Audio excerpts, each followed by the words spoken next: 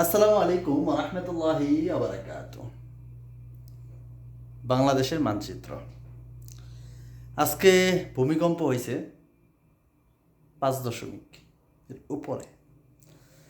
তো ভূমিকম্প হয়েছে আজকে, মানুষ দেখলাম যে খুব ভয়, ভূমিকম্পের খুব ভয় পাইছে, দৌড়াদৌড়ি ছোটাছুটি, মানে মৃত্যুর এত ভয়।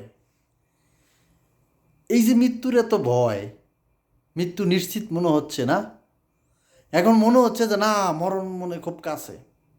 হুম ঢাকা শহরে সবচেয়ে বেশি ক্ষতি হবে আমাদের দেশে। ঢাকাতে, আমাদের এই ঢাকা সবচেয়ে ঘনবসতি জায়গা। এই যে ঢাকায় ক্ষতি হবে সবচেয়ে বেশি। ঢাকাতে ক্ষতি হবে যদি 7 ভূমিকম্প হয়। আজকে তো 5-এর উপরে, 5 না, শুধু 6 হইলে আমাদের ঢাকা চূর্ণ বিচূর্ণ হয়ে যাবে।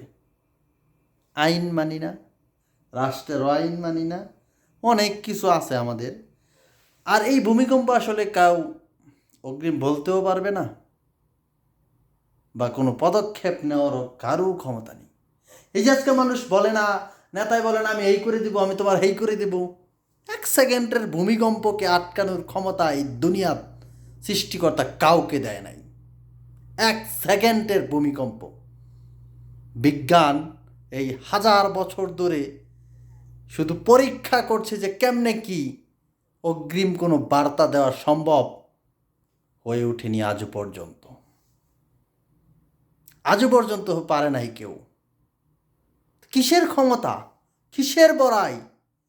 আজকে একটা কথা বলি, এই যে ঢাকা শহর, যারা ঘুষখোর রাজনীতিবিদ আছেন, দুর্নীতিবাজ আছেন, ঘুষখোর আছেন,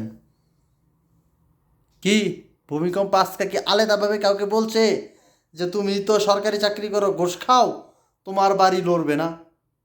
তোমার বাড়ি আজকে লড়বে না, তুমি তো সরকারি চাকরিজীবী, তুমি তো সেনাবাহিনী, তুমি পুলিশ, তোমার বাড়ি আজ লড়তো না, কারণ তোমার কাছে পিস্তল আছে। ভূমিকম্প ডরায়, ভয় পায়, ভয় পায় ভূমিকম্পে তোমাদের। কোথায় তোমার পাওয়ার, কোথায় তোমার টাকা? ওই যে 5,000 টাকা বেতন পায়া লাখ টাকার প্লাটে থাকো, কি করবা?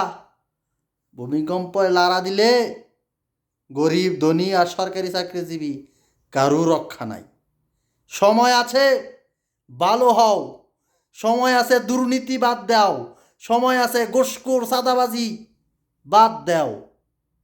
মইরা গেলে গা পরজনম যেটা, মৃত্যুর পরে ভালো থাকতে পারবা। আর যদি এই দেশের মানুষেরটা খাইয়া যাও, মৃত্যু তো নিশ্চিত, এটা তো বুঝোই, কিন্তু ঘুষ খাওয়ার সময় তোমাদের মনে থাকে না, এটাই স্বাভাবিক। এখনও সময় আছে, নিজেদেরকে পরিবর্তন করো। আমি তাদেরকে বলছি, ঘুষখোর, দুর্নীতিবাজ, চাঁদাবাজ যারাই আছেন, যারা এই যে টেম্পু স্ট্যান্ড, এই স্ট্যান্ড থেকে যে হাত পাতেন, দে দে বাবা দে, তাদেরকে বলি সময় আছে, এখনও সময় আছে নিজেদেরকে পরিবর্তন করার। আল্লাহ পাক আমাদের দেশকে রক্ষা করুক, এটা বোঝার কোনো শক্তি কারো নাই। তবে নরসিংদীর দিকে যে নিচের যে প্লেট, আমরা কিসের মধ্যে আছি? মাটির অনেক গভীরে প্লেট সিস্টেম, মানে মাটি, আমরা সবার উপরের স্তর যেটা, মাটির উপরে আছি আমরা। এরপরে আর কত কিছু, কত প্লেট, এই বিভিন্ন প্লেটের ফাটল আছে বিভিন্ন দেশে। এই প্লেটের উপরে দুনিয়ার যেই ইয়াটা, এটা ঘুরে। খবর দেখতে পারবেন যে খবর কত সুন্দর করে বলে। আমি তো আসলে এত গবেষণা পারি না, বা আমি যতটুকু খবরও দেখি সেগুলো আপনাদের সাথে শেয়ার করি।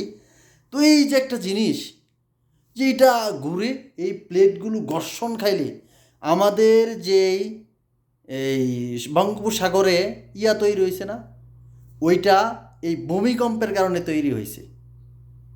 আমাদের বঙ্গোপসাগরে যে দ্বীপ আছে, এই ভূমিকম্পের এই প্লেটের ধাক্কায় মাটি উপরে উঠছে। কি অদ্ভুত না? আল্লাহ পাকের সৃষ্টি এবং আল্লাহ পাকের শক্তির কোনো সীমানা নেই। সবাই ভালো থাকবেন, দোয়া করি আল্লাহ পাক সকল দেশকে হেফাজত করুক। এরকম প্রাকৃতিক দুর্যোগ কারোই ক্ষমতা নাই এই দুনিয়াত ঠেকানোর জন্য। ভালো থাকবেন সবাই। আজকে অনেকেই মারা গেছে, আল্লাহ পাক তাদেরকে বেহেশত নসিব করুক। অনেকে আহত, তাদেরকে আল্লাহ পাক সুস্থতা দান করুক। ভালো লাগলে ভিডিওটা শেয়ার করতে পারেন এবং আপনার মূল্যবান মতামত কমেন্ট বক্সে জানাতে পারেন।